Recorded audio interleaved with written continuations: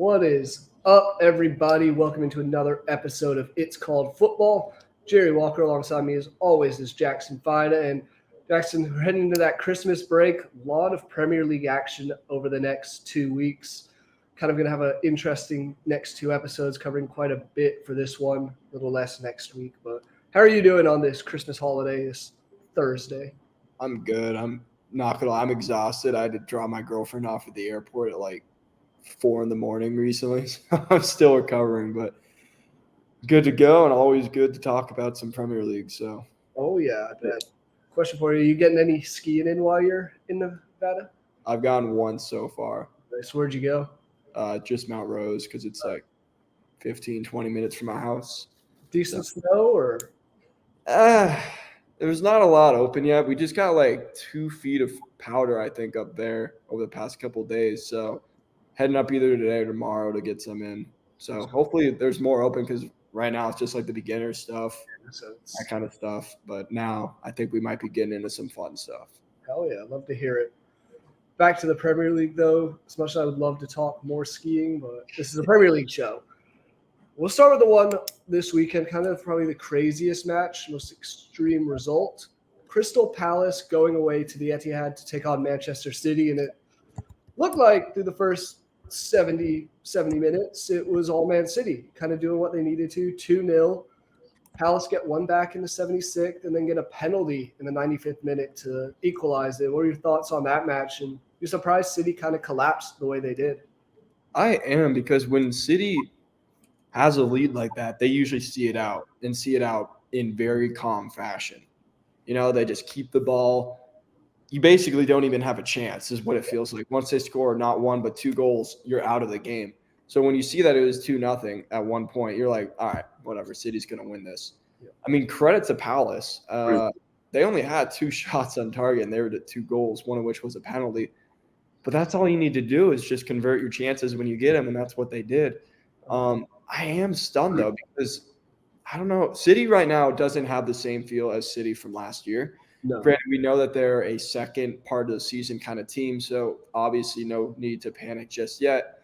But you can't collapse at home when you're up 2-0. You just can't do that. You can't let a team like Crystal Palace, of all teams, a team that's not particularly great either, come back and score 2 goals. And obviously the penalty happened, whatever. But before that, they already scored the 1 goal and then were pressing for the 2nd goal. So you let them back in with that 1 goal in, the 76th minute? Yeah, from Ateta. And then that just changed the complexion of the game. And that's something that we usually don't see from City. We usually see them dominate once they're up. So I was really stunned when I saw it. And again, credit to Crystal Palace. They kept digging in, kept fighting, and were able to get 2 goals in the final 15 minutes of the game. So huge result for them. But City, right now, they just don't look like the City that we know and love. No, not at all. And I mean, after that result, they're not playing another Premier League match until 27th of December. They're missing out this Brentford match this coming week because they're playing in the Club World Cup, where they're in the final against Fluminense. But I wonder how much of their attention was kind of put towards that, where you're up 2-0, you're playing very well. Dominated possession was something like 75-25. So domination, and you mentioned the shots.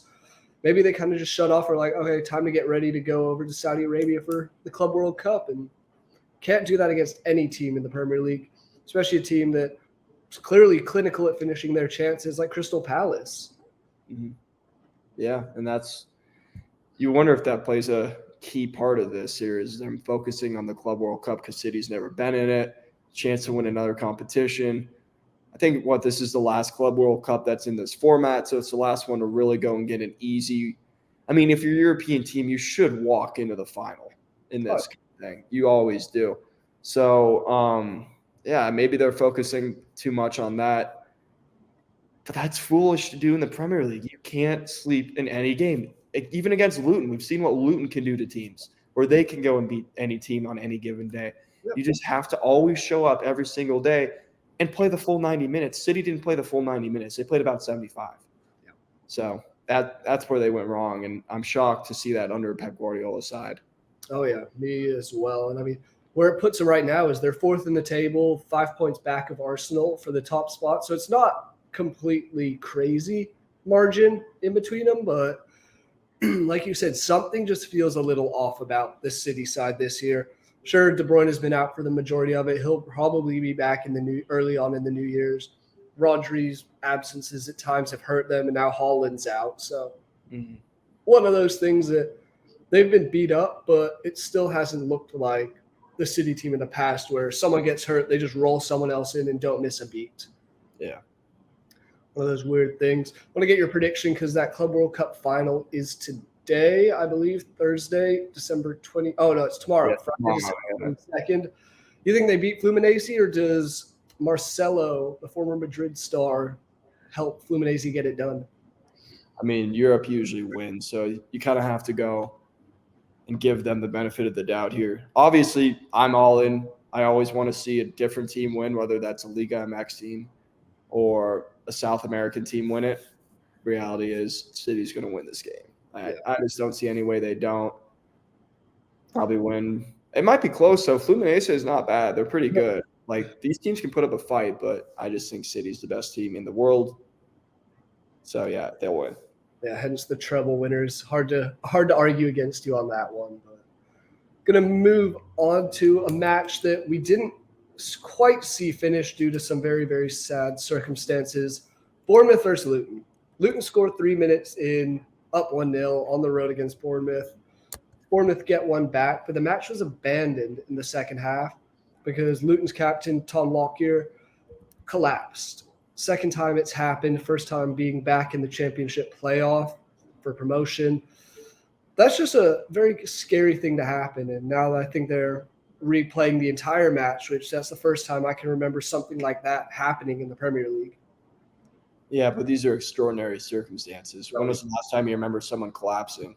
Exactly. I mean, that's some stuff that, like, it's terrifying. And, like, I wasn't watching the game live when it happened, and I'm really glad I didn't, because watching that stuff is, like, it's like when you watch Christian Eriksen collapse in the Euros, you're like, oh, my God, did I just see someone die? Like, it changes so much, and, you don't never want to see that. And the fact that this has happened twice to him now, I can't imagine he'll be playing again, at least for a while. I mean, at a certain point, man, it's only a game, and you'd rather live out the rest of your life. 100%. So I feel, thoughts and prayers go out to him, and hopefully everything works out. It's just such a sad circumstance, and I'm happy that they're replaying the game because it's an important one down there in that relegation scrap. Yeah, it's an important game, and it's so hard to just go, oh, whatever, let's just hop back in. You'll still be thinking all about that. I'm glad it was abandoned. I think it's terrible when you have to have teams, when their players collapse or something like that, keep playing. We saw what happened again with Denmark versus Finland when they looked rattled and then lost the game. You can't play, especially when your captain like that goes out like that. You cannot play. You need a few days off. Luckily, he is okay. And, I hope the best for him, but just crazy stuff in general. It's like hard to even say anything about it. It's just like it's just crazy. And again, how fragile it is. You are playing out there, and it's any split second something can happen, something can change. Yeah. Fortunately, the last report I saw said he was out of hospital. He's feeling much, much better. He's feeling good almost. So that's very good to see. But scary stuff right before this crazy Christmas period as well. Yeah. And think about that timing, man, right before Christmas too. Yeah, if you're his family and everything. I'm just glad that he's okay and that we can move forward. We'll get to replay the game, so it's not like that's an issue, and that he's in good health. Yeah. I just wonder if you'll ever see him on a field again. It's happened twice now. That's what I'm saying. And it's not even like it was once a while ago and then this past weekend. It's twice in the span of more or less 7 months. That's a little concerning in itself. Is maybe did they rush him back too quickly? Should he have had more time off after he collapsed in the playoff? We'll never really know these answers because I know I'm not medical by any means, but it's just one of those weird things that it happens. It shouldn't happen as often, but scary stuff. Glad he's okay. Yep. Moving on from that downer to another match that was actually quite interesting, but it was really a tale of two halves. Aston Villa taking on Brentford in London. Brentford were up 1-0, scored very late in the first half. As you and I have said many times before, last 5 minutes, first 5 minutes. Mm-hmm. You can score in one of those, that's a huge momentum swing. And it looked like Brentford was going to get it done until Ben Mee had a yellow card, was upgraded to a red by VAR, and that happened in the 71st minute. 6 minutes later, Villa get one back. 8 minutes on from there, they get the ultimate winner. And this is, I guess, something with Villa. They find ways to get results, and this is a trap game. You just beat Man City, you just beat Arsenal, playing a Brentford side that's nothing too special, but they still found a way to win. Yeah, and that's all that matters, really. It really is. It doesn't matter that Ben Mee got a red and that's why you got the goals that you eventually got. All that matters is that you get the 3 points, especially for them to be really considered in the title race. Now, I still see people saying, oh, they're not in the title race yet, whatever. No, they're in the title race right now. Yeah. They're in the title race.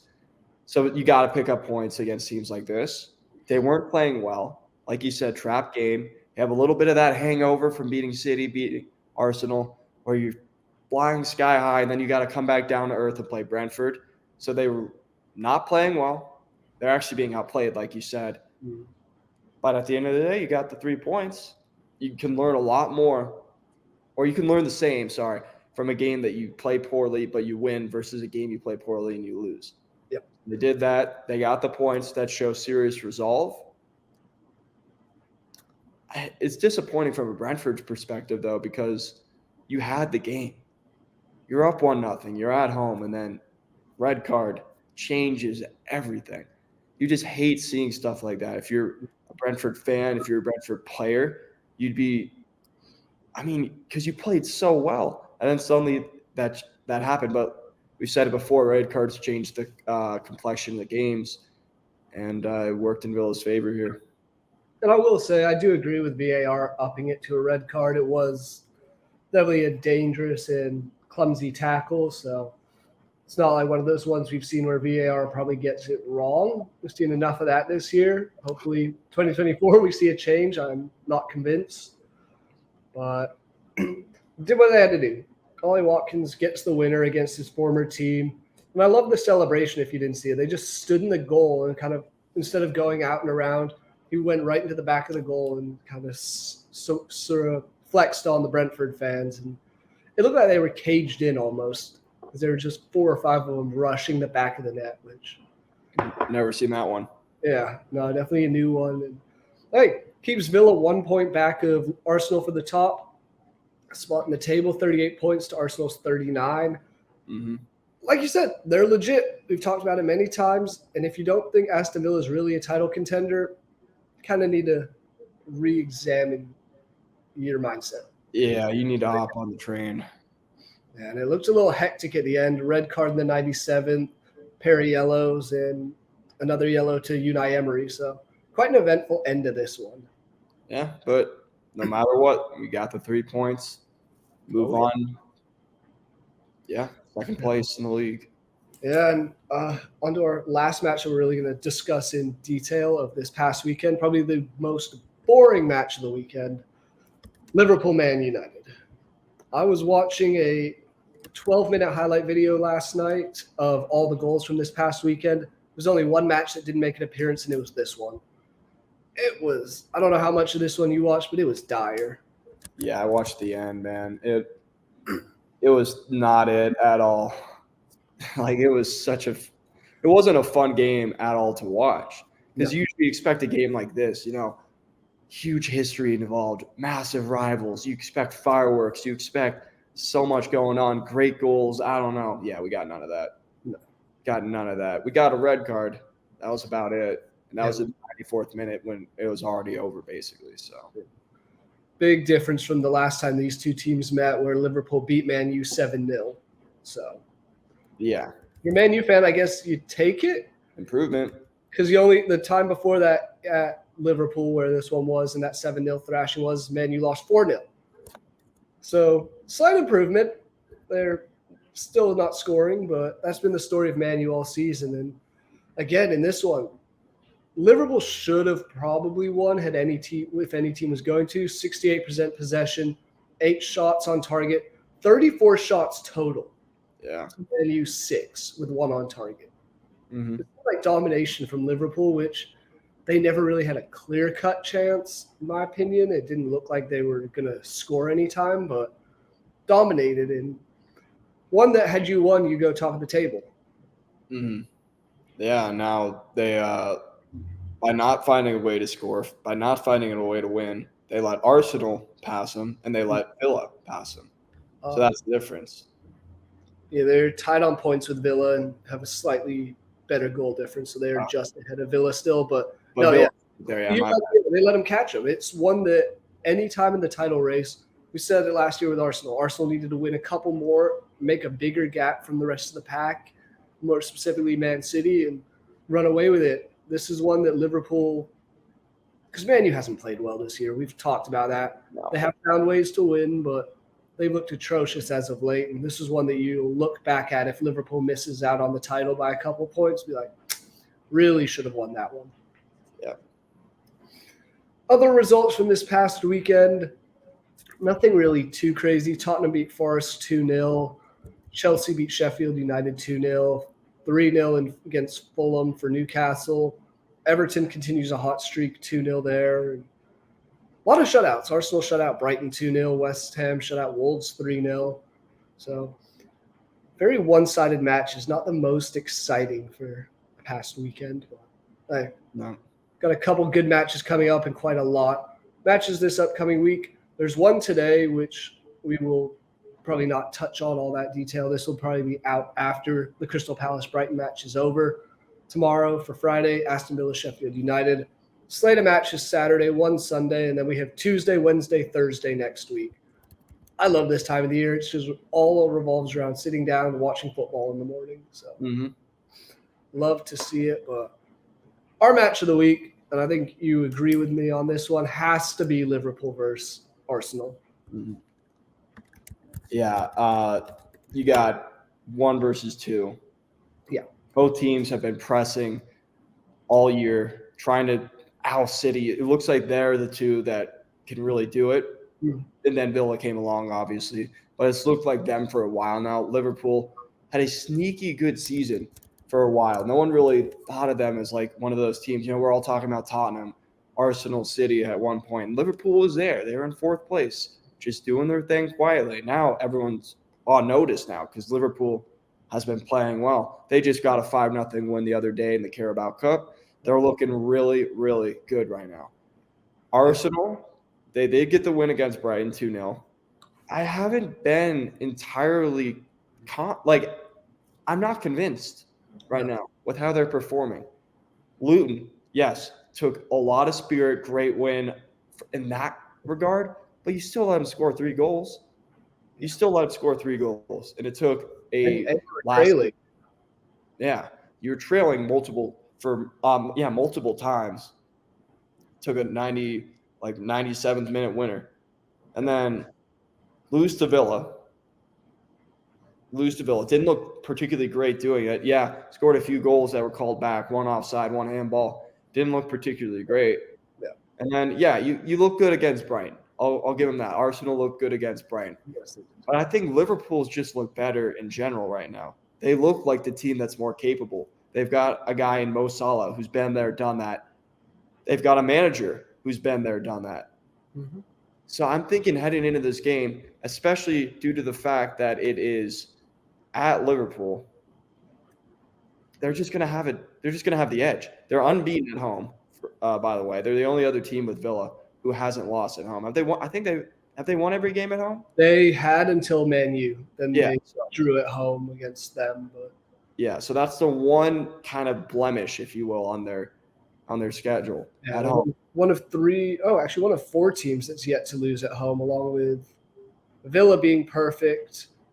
Arsenal have 2 draws at home. Liverpool have 1 draw, and then Man City have 3 draws at home, no losses. Yeah, so I guess we were thinking more so the Liverpool winning every game until this.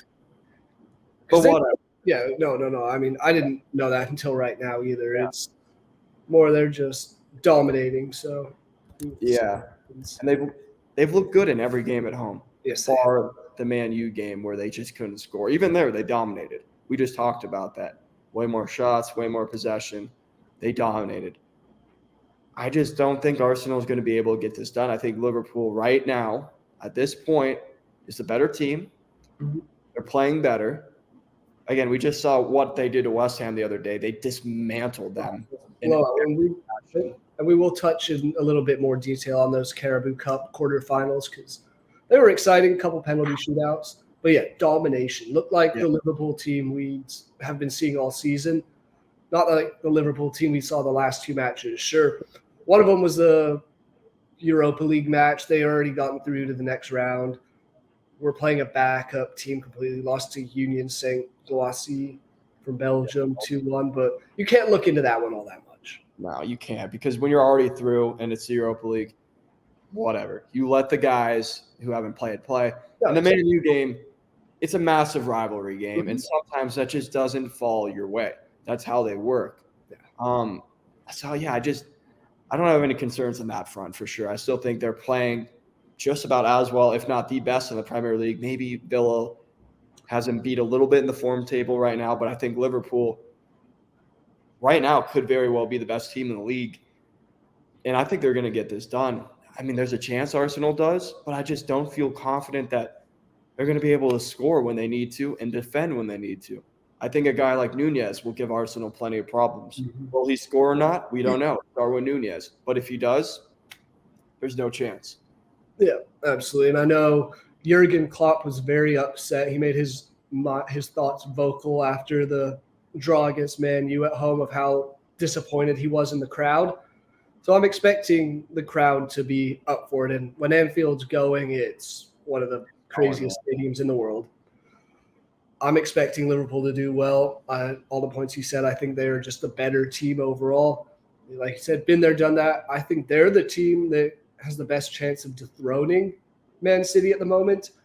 I want to say Arsenal has a good chance to, but I just feel like between those three teams ahead of City, Liverpool seems the most dominant and most likely to do so. Yep. What's your score prediction for this one? I'm going to go 2-0. I think they shut them out, and I think they score multiple goals. I can see Salah getting one easily. You can always see Mo Salah getting one, and I feel like Nunez will get one. Yeah, there just seems something about Nunez that big matches he'll step up. Kind of like how Scott McTominay has it past times this season, but I agree. I was considering 2-0, 3-1 maybe, but I do think it'll be that multi-goal for him. So we will see what happens. That one is Saturday. I want to say, Saturday, the afternoon match, 12:30 Eastern time. So make sure you tune in for that one. Other match from this weekend, it's really not the most exciting slate. The only other one that really caught my attention, Tottenham hosting Everton. That's because Tottenham finally got back to winning ways again. Won back-to-back now, one in the cup, what am I talking about? Beat Newcastle 4-1, and then beat Forest 2-0 this past Friday. Everton finally lost a match. Sure, it was on penalties in the Carabao Cup. But before then, they've been on a tear and beating all sorts of teams. Are you expecting Everton to kind of upset the other North London team? Or you think Tottenham will kind of continue their win streak, make it 3 in a row? It's interesting thinking about this game because I don't really have a strong inclination to choose either team. No. I think you got to go Tottenham because they're at home. It looks like they've got things back together. But Everton right now are playing like a team that's possessed. I mean, take away the 10-point deduction right now, and they'd be in ninth or tied for ninth. Maybe one goal back on goal difference. I forget how the point deduction handled their goal difference. But, they look good, and they've been beating teams. They just look like a new team right now. Obviously, you talked about they lost in the Carabao Cup, but they beat Burnley. That's a relegation battle team, and they beat Chelsea 2-0. So they've looked good recently. Granted, Tottenham, it looks like they're finally getting things back together a little bit. And for as much as we want to say they fell off, they're 1 point off of fourth. They're 1 point off of City right now. They're 33 points. Man City has 34. So it's not like their season has completely collapsed. They just had a bad run of games. And you'd rather have the bad run of games right now than you would later on. So it looks like maybe Tottenham's getting things going again. figuring out what to do, how to get the results. So I'm going to back him in this one. I like Postecoglou. I really do. I think he's going to have them going in this game. I think they will win. They're a better team on paper, and I think they're going to show that in this game. In terms of scoreline, I do think Everton gets one, but I'm going 2-1 Tottenham. I think they'll get it done. I think it'll be a good game, though. I do too. Yeah, Everton is much better than the place that they're in. They should be a mid-table, upper mid-table team right now. So I think this will be a good game. Absolutely agree. And I mean, there is a reason they're in the relegation battle, kind of, but they had 4 points, and now they've gone on an absolute dominant tear, completely out of the relegation zone. I think they'll be perfectly fine. Yeah. And the crazy thing is, we've talked many times about how important the return of Dominic Calvert-Lewin was, but it's not him scoring. He hasn't scored in weeks at the moment, it seems like. Yeah.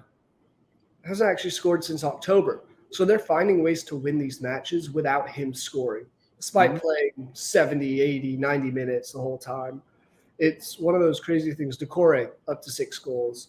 This Everton team is, I want to say, one of the gritty teams. Reminds me kind of like of the Memphis Grizzlies, that grit and grind era where they're not the most pretty and most flashy, but they find ways to win these games one way or another, and that's what they've been doing as of late. Yeah. However, Tottenham definitely look like a changed team. Looks like they've kind of recovered from all their red cards, injuries.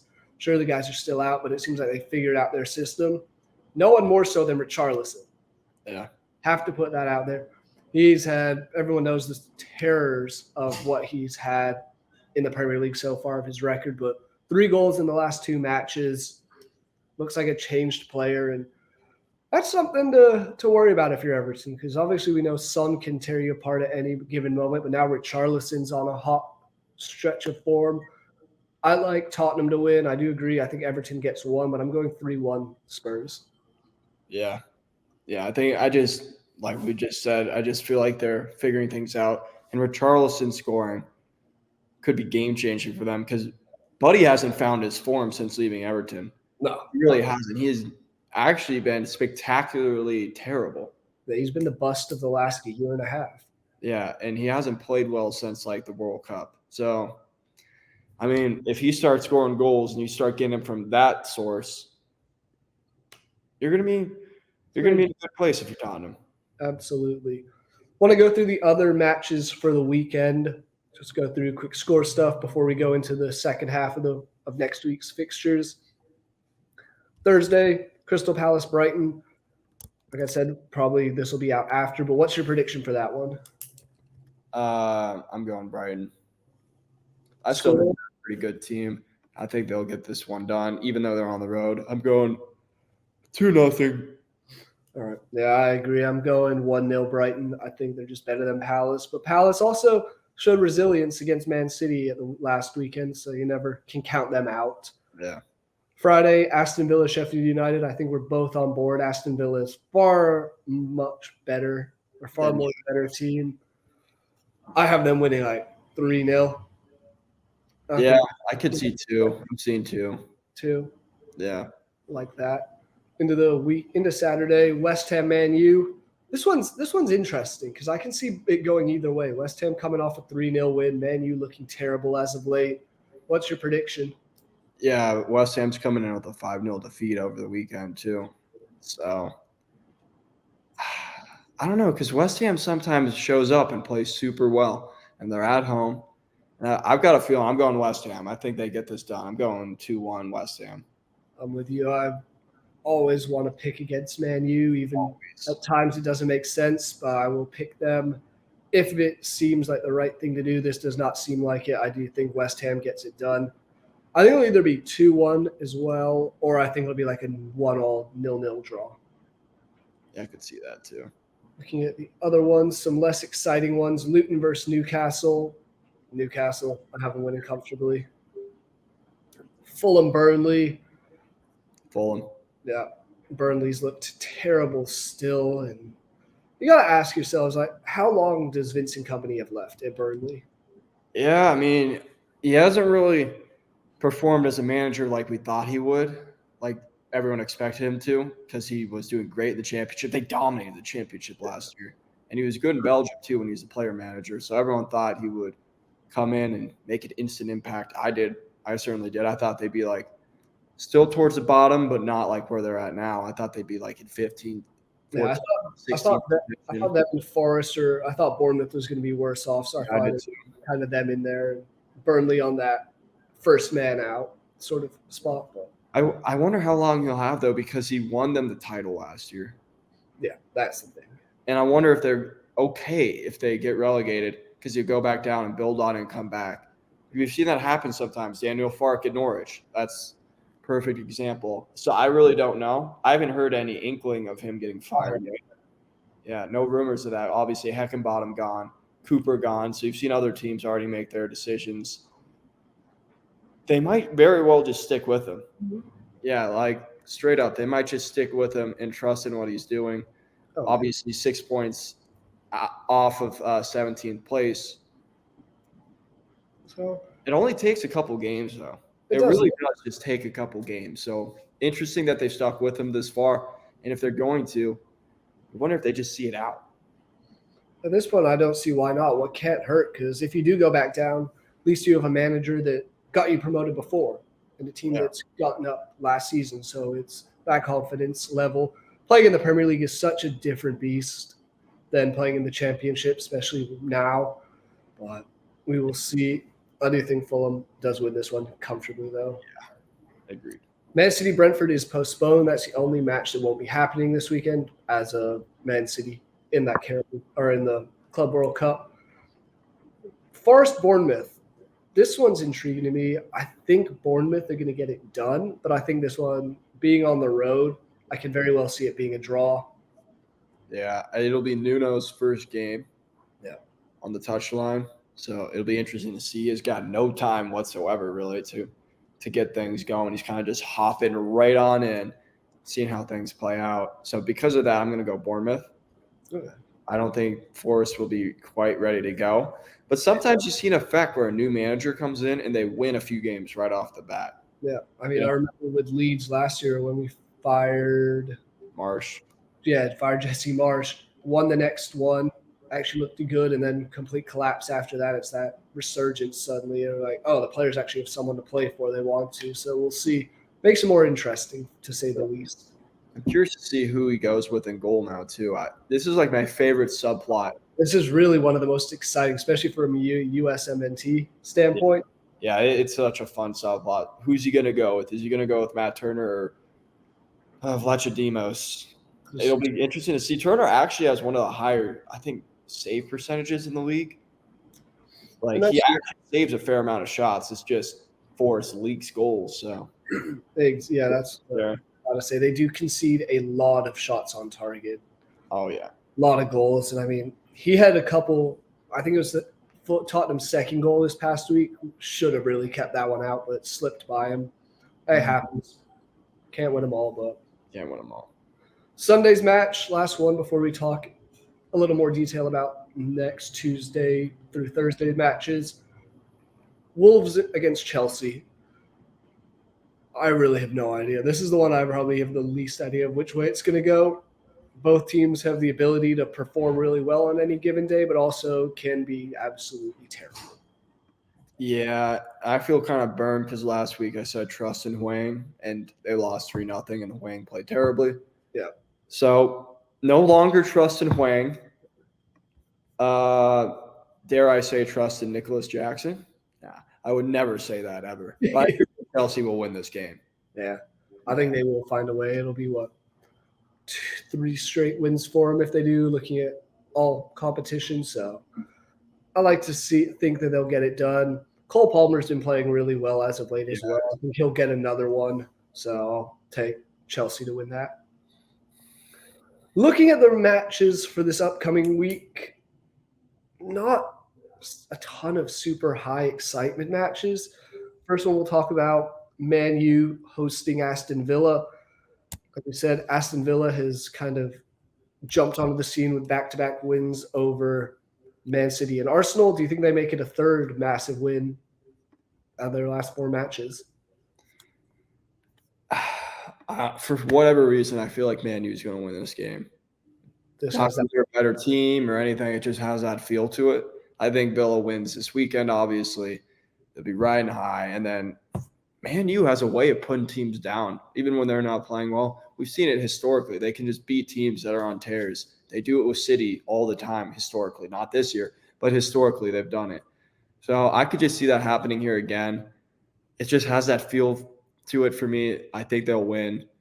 They'll look good doing it too. Like they're due a few games where they actually look good. So I think this will be one of them where they actually look good and they beat Villa.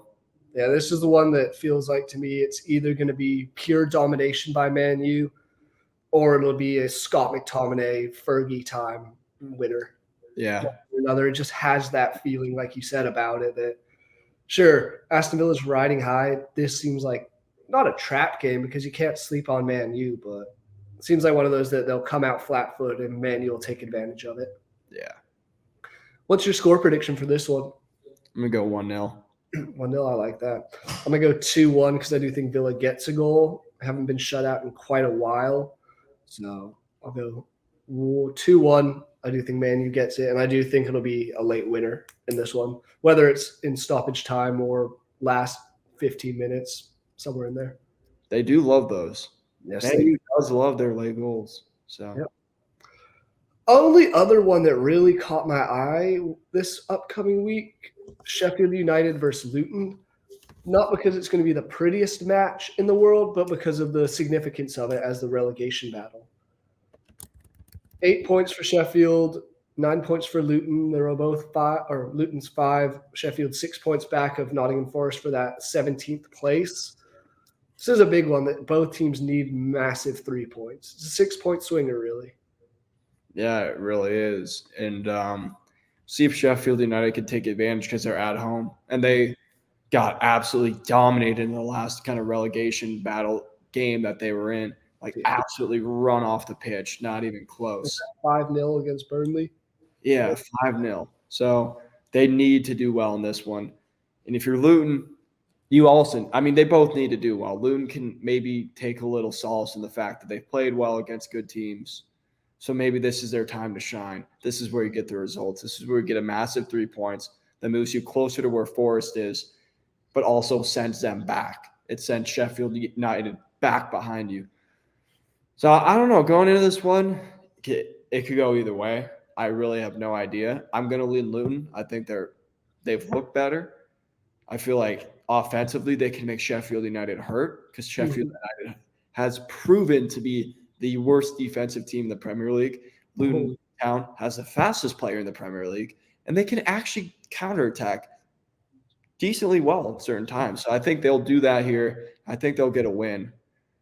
I don't think it'll be like a domination kind of thing at all. I think it'll be a relatively even game, but I think Luton ultimately has a little more quality going forward compared to the quality that Sheffield United has in their defense, and I think they'll take full advantage of that.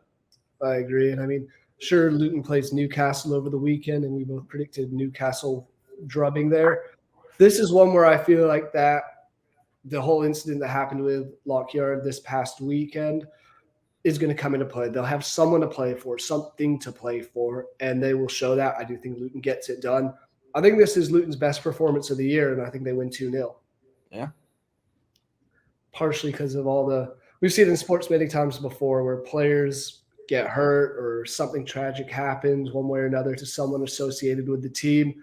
They find a way of using that as motivation and getting results when they need to. Yep. Are there any other matches you want to talk in detail about or just ready to go through predictions? I think we can just go through the predictions, honestly. Yeah, works for me. Starting off with the rest of Tuesday's slate, Newcastle hosting Nottingham Forest. Again, have to lean Newcastle on this one. Forest have not looked great by any means. I'm taking Newcastle 2-0. Yeah, Newcastle wins this game. I don't know what the scoreline will be. I could see it being 4. Yeah. Personally, because, again, Forest defensively is shambolic. There's no other way to put it. They are atrocious when it comes to defending. And I think Newcastle, again, it depends on the day. It really does. But when they're going, no one gets going like them. I think they win this game 4-0. I agree. Bournemouth, Fulham. I'm thinking Fulham. Feels like these teams have played recently, even though they haven't. But I just have a feeling Fulham will get this one done. They seem to against that bottom mid-table teams so far this season. Yeah, they've really picked it up because they had that moment where they slid to back down. We're like, oh, is Fulham going to be involved possibly in the relegation battle?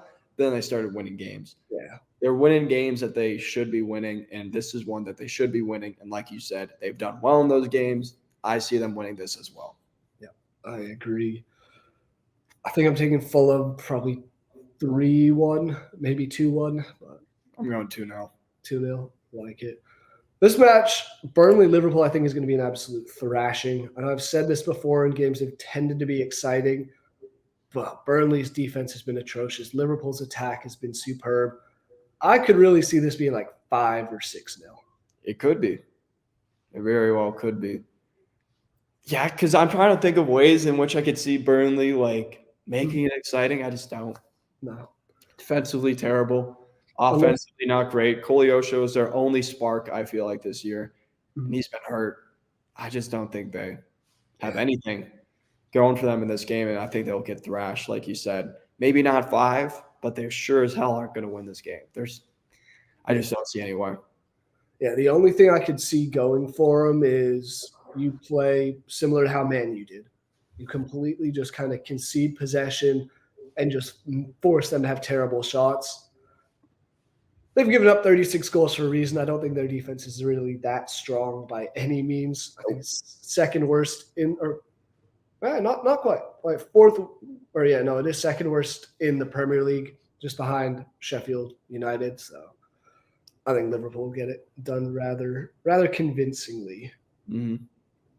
Moving on down to Wednesday, Brentford at hosting Wolves. I see a draw in this one. Don't think it'll be the most exciting match. Just seems like two mid-table teams that are kind of content with where they are. I see a late winner. Okay. I think it'll be a very even game, but I see a late winner. I don't know who I see the late winner for. I just see a late winner. Like this game just has that feel when you see mid-table matchups like this. I feel like sometimes you just get that 80th minute plus kind of winner. I don't know who it's going to be, so I'm going to lean Brentford because they're at home. I'm going to give them the edge. But I think this will be a very, very even fought game. Not the most exciting, but I think it'll be an even game with a late winner. Brentford wins. Yeah, I can see that. Brentford has lost 3 straight at the moment. Probably going to lose again at this weekend. But it's good. Actually, this is their next match. So, yeah, coming off 3 straight losses, they have City at the weekend, which that's postponed. Yeah. I'm leaning towards Brentford just because they're at home, but nothing about that pick is confidence at all. Nope. Don't bet on it. Chelsea Crystal Palace, another one of those mid-table mediocrity matches. I'm going to lean Chelsea at home in this London derby. Don't know what the score will be, but I'm leaning with them. Yeah, I agree. You got to go with them. They're a better team on paper. I think they get it done, like you just said. Yeah. Everton, Man City. Does Everton kind of keep some magic going at home? Nah. I think City's going to be pissed. I think they're going to be pissed. No matter what happens in the Club World Cup, if they lose, they're going to be pissed and then take it out on Everton. Yeah. If they win, they're going to get their form back and take it out on Everton. I think either way, City wins this game. They haven't looked good in the Prem recently. They're going to be uber focused, completely locked in, and yeah, I think they'll show that they're the better team. Yeah, and I don't know Haaland's status completely, but I have a feeling he might be back for this one. So book him to score at least once in his return. So rather comfortable for City is my prediction. I'm going 3-0, 3-1 maybe. I'm going 2-0. Second half goals. But yeah, 2-0. Yeah. Thursday's matches, Brighton hosting Tottenham, Arsenal hosting West Ham. We'll start with the Brighton-Tottenham. Yeah, I got to go Tottenham on this one. Now, Brighton's at home, but I don't feel like they're really playing the way they should be playing this year. No. I think Tottenham has been far better, and they're getting their footing back. They've won their last 2. I think they'll win at the weekend, and I think they'll win this game. Yeah. I think they're getting back into the form that we saw early on. So, yeah, I think they'll do that here. Even on the road, I think they'll get this win. Yeah. Road hasn't been too bad for them. They have the best record on the road, 18 points from 9 matches. City is second with 16 from 9. So Give me Tottenham.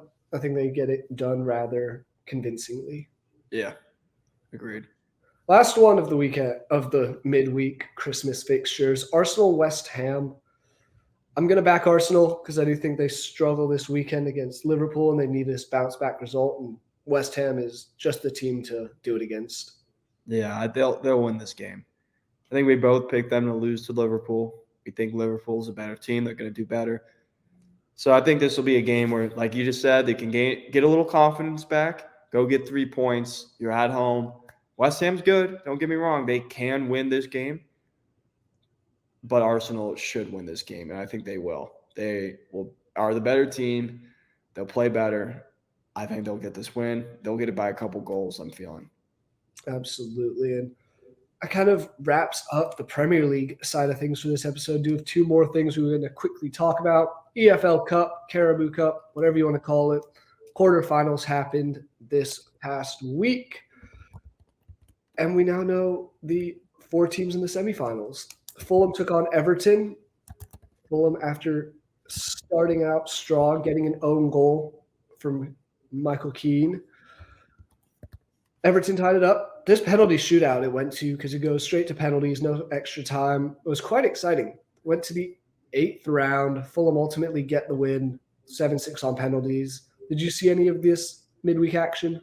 No, the only stuff I got to saw was yesterday's game. Again, my girlfriend was in town, which vacation stuff and no soccer, but got to do it at some point. Yeah, it is what it is. But yeah, 7 or 8 rounds, you said, right? Mm-hmm. For penalties is crazy. Fair play to Fulham. God, that sucks if you're Everton because you scored so many penalties. That's the thing. When you go into like additional rounds and you're making all your penalties and you lose, you're like, well, the 5 guys who we chose made it, and then it just kind of happened like that. At that point, it's literally just a toss-up because those guys don't want to be taking the penalties. They're just on the field at the time. So the thing was the first 4 for Everton made it. They had one more.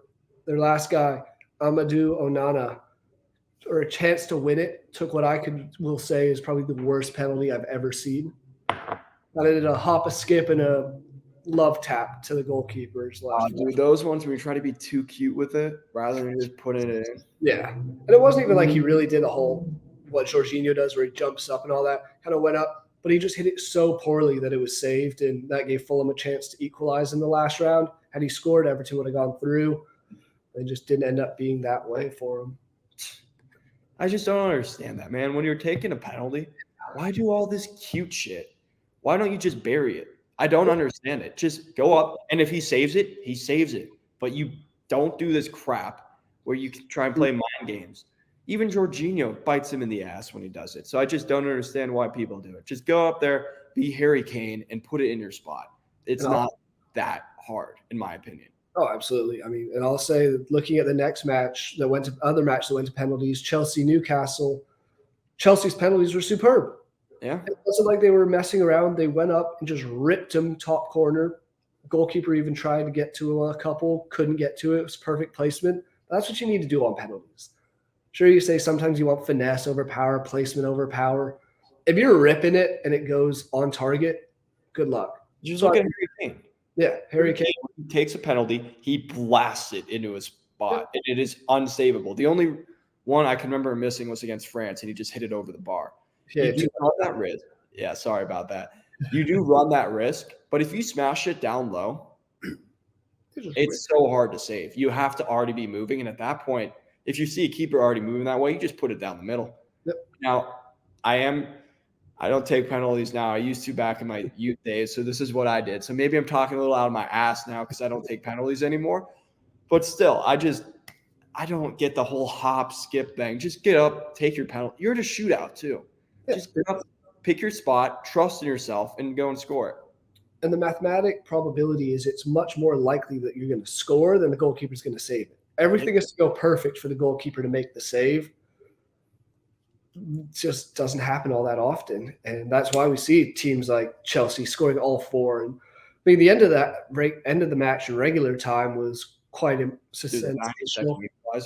Yeah, 92nd minute by Mudryk of all people, who's finally getting on the score sheet, it feels like. But tough loss. Kieran Trippier had an absolute howler of a match. Was part of the reason they conceded that goal. Missed his penalty. Just a day to forget for the England international. Yeah. I mean, he's been pretty decent this year too, so that's kind of surprising. Yeah, But, exactly. yeah. Why we had those two close penalty shootouts, other two not so much. You mentioned already Liverpool thrashed West Ham 5-1. But the sad one, the Cinderella story is over for Port Vale. We all wanted them. The League One side took on Middlesbrough at home, lost 3-0. Middlesbrough advance. Yeah, and you just felt like it was going to end eventually, but gosh, it's so fun when you're on these rides, man. Oh, When you get to be part of this, and I think, what was it? it made it here. That's huge. You get, not only is it huge for little momentum, the whole experience, but you get prize money when you advance further. So for a smaller team to advance here, the prize money you earned will be huge in developing the club and getting to the point where you could get promoted to the championship. So awesome for Port Vale. Obviously, we, like you said, we were all in on the Cinderella story, but it was going to end eventually. It would have been preferable if it ended in Wembley, in my opinion. But could you imagine the likes of like Port Vale taking on Liverpool or Chelsea and winning to win the EFL Cup? Because then they get Europe next year. So yeah, Port Vale in Europe. You're telling me a team that I want to say isn't even really contending for anything. No, if they're contending for anything, it's more relegation. They're bang in the middle, 15th place of League One. See a team like that make a deep cup run it was already fun, but it would be even crazier had they gone further. Yeah, gosh, would have been dope, but not to be. It's still a championship team in the semifinals, so now hop on that train, I guess. But looking at the two semifinal matches, ideally, I would love to see Middlesbrough beat Chelsea, Fulham beat Liverpool. Realistically, I think we can have us another Liverpool-Chelsea final, and the past few ones have been absolutely dire. Yeah, that way.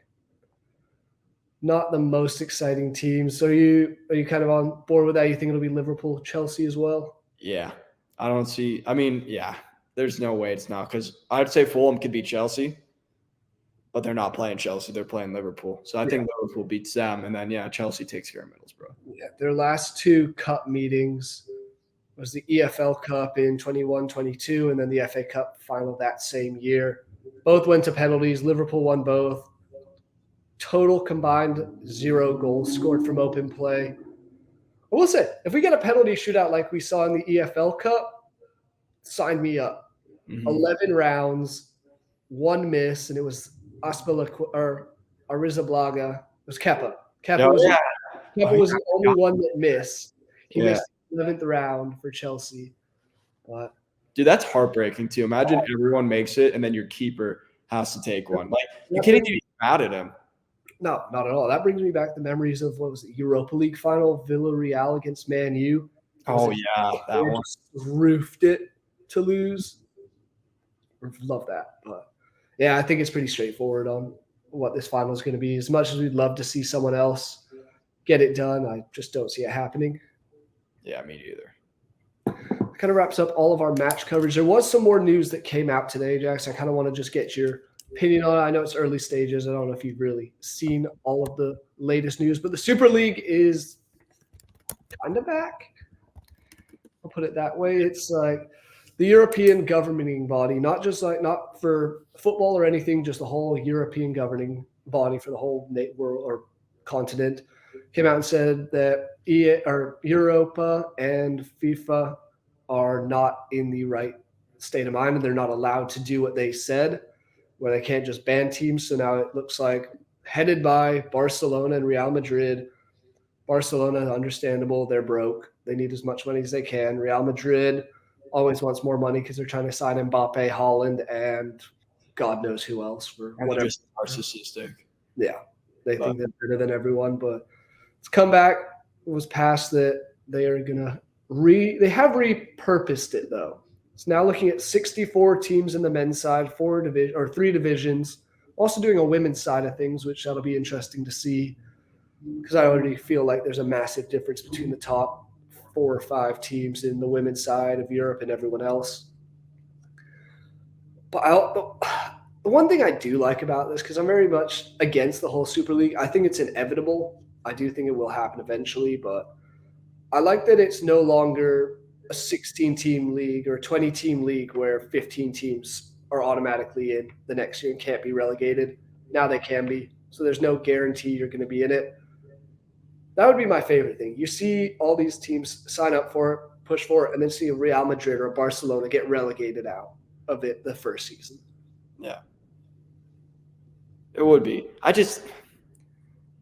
still hate this in general. Oh, yeah. I hate it. I hate that, like the higher ups, the corporate entities are the ones trying to take this and keep it to themselves for money. More money, more money, more money. The beautiful thing about this game that we come on once a week and talk about is that it's not for them. It's for everyone. It's for the fans. It's for some dude in, I don't know, like Thailand who's able to just love the game so much. It's not for them. They're trying to make it for them. And kind of saw it happen in the U.S. the other day. The MLS trying to not be part of the U.S. Open Cup because who needs that? Let's focus on these competitions more. Screw the rest of the soccer in the country. I loved CONCACAF's reaction to that one. Or even the U.S. like, play. Like, nah, you have to play. And I'm really glad that they did that because soccer is not just top level. No. That's a beautiful thing. Grassroots soccer is just as beautiful as watching Mbappe step onto the field. It's got obviously different quality, but it still has its level of emotion and passion. Sunday league games in England have probably more passion than some of these Premier League games where it's their job. For some of those guys, it is the perfect refuge from their normal life. They just get to go out and play. And it makes. Go ahead.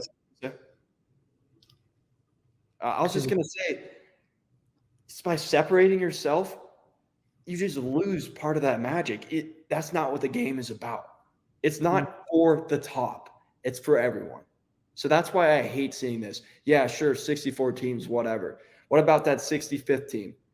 What about them? The team that could beat 64 through whatever. You're just going to leave them. Or the state of the Super League. Yeah. And like you said, it's probably inevitable. I'm hoping it ends up being just a revamped Champions League like we saw. I was hoping that would be the end of it, where you see some teams get coefficient points.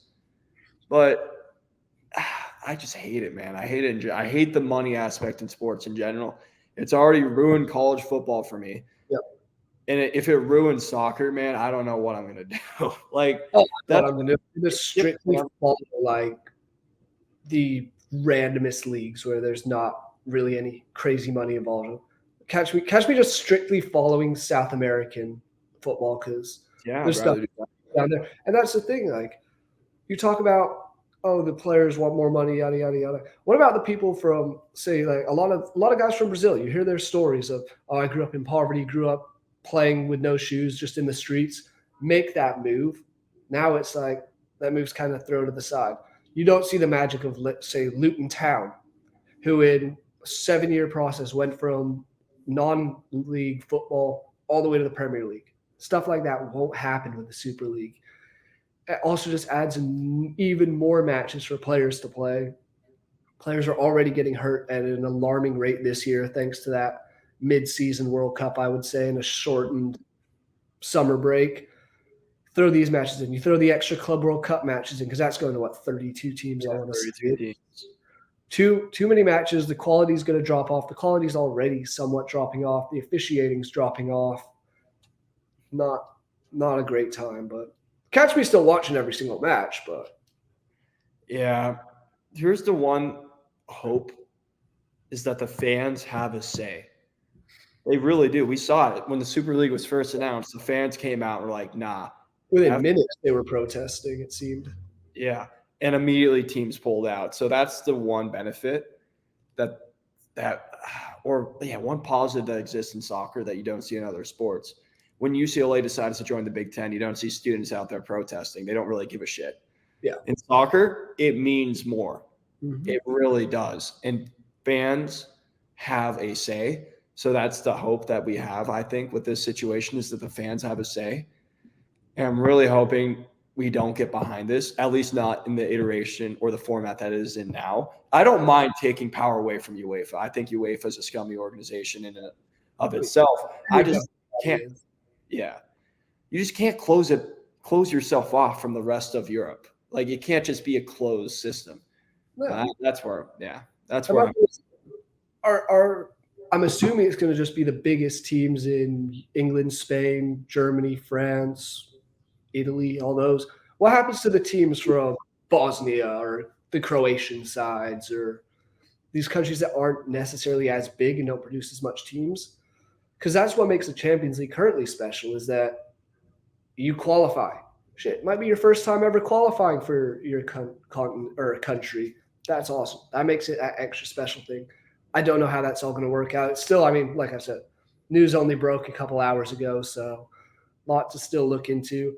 I was happy to see how many teams already came out and spoke against it. Man U. Teams, Man U, Man City. Bayern hates this stuff. Oh, the whole German – the thing about that makes German football and why their fans are some of the best in the world is it's the owners know it's not for them. Oh, they've always been against it. People. I want to say Bayern might be partially owned by fans, similar to how the Green Bay. Everyone needs 49% fan ownership or 51% fan ownership. It's majority fans, but that's just amazing. Like their season tickets for what you could charge for Bayern Munich season tickets would be outrageous if they really felt like it. But not everyone has that money. It's a working class sport for the majority of people. It's I work 50 hours in the week. I get my Saturday to watch my team play. Yeah. Okay, what it is, but it's crazy. And they've kept their season ticket prices pretty much the same for the last 4 or 5 years, which is amazing considering what everyone else is doing. Mm-hmm. But I don't know. Like I said, I think it's inevitable. I just don't want it to ruin anything too much. I just hope it's open to everyone. Take the power from UEFA. I don't really care. But keep it open, man. Don't close it off to the rest of Europe. It can't just be 64 teams. It's got to be every single team has a chance. Yeah. And please, for the love of God, don't do what they're doing in the Champions League where they might suddenly bring in Al Nassr and add these other money-hungry teams. Which is absurd, by the way. Why would you put that? That team will get thrashed. Oh, yeah. I mean, it will get thrashed. We already have those teams of like Cyprus making it, Israeli teams making it. You throw some more teams in that just have no right being there, they're going to get clapped.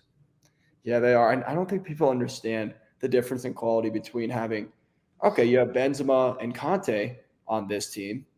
Great. You have two former good players versus a whole team of really, really good players in their prime. You're going to get absolutely run into the ground.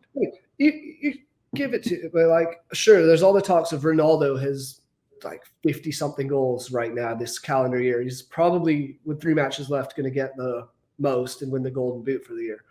Good on him. Yeah, whatever. He's scoring goals against guys that would not make, I don't even think, a championship level team, let alone a Premier League. Might even be League 1, League 2. And it's all the highlights I've watched, it's just been atrocious, and there's no right for them to play in it. I can't watch them. It's not good. No. It is not good. Don't get me wrong. I think they've got some good fan support over there. I think that's cool. You saw this team Steven Gerrard took over. Yeah, they were all running some players. They now play in front of 300 people. Yeah. I'm not going to lie. Have not seen them. I'm talking on my limited experience with a few games. 100%. I just see stuff. I don't go looking for it at all. But if it comes up, I'll check out whatever clips are there. The level is not very good. No. Watching it, it wouldn't be a problem. I wouldn't have any gripes with it if people weren't acting like it's this great thing now. It's not. It's not a great thing. It is shitty soccer in the grand scheme of things. I'm not sitting here saying MLS is better than any European league. I sure hell better than Saudi Arabia, but I'm not sitting here trying to advocate for that. And I still like the MLS. People need to take it for what it is. And people are trying to hype it up and go, oh, great. Now we can have these teams playing these teams. Oh, they could totally hang. They've got Ronaldo. He's the GOAT. No, and no. Yep. They can't hang. They're just not as good. It's a different level. Maybe one day, who knows? Maybe one day in the future, Saudi Arabia will be the new Premier League. They ain't right now, and they don't have no business being anywhere near the Champions League or any European competition. No, not at all. It's chaotic that they're even really kind of in that discussion of, oh yeah, this is going to be a great team and all that. You're not that good. No. And I don't even I look at, I don't know, you know, about 538, they have this whole global soccer rankings thing. They don't even rank the Saudi league, I don't believe. Because it's not a good league. And if they do, these teams are going to be damn near the bottom of the whole thing. So it's not great look. I don't think it will happen. I don't think it should happen, but I would not be surprised one bit if it does happen.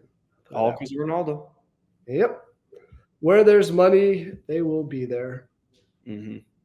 But Jackson, any other final points, discussions you want to talk about, or before we wrap this up? Nothing on my end. Keep shouting out Bayer Leverkusen and Bundesliga. Keep doing your thing, guys. Yeah. Bayer Leverkusen goes into their Christmas break atop the table. Going to see if they can hold on. I would love to see it. Xabi Alonso has done wonders there. Them and Girona. He's going to be Madrid's new head coach. You heard it here first. Oh, I'm 100% with you. He's going to go after this. Yeah, next year he's gone. Because what? It's Ancelotti's heading off to Brazil, likely. It's not like confirmed, but it's like confirmed. Yeah. Well, we will see. It's going to be interesting.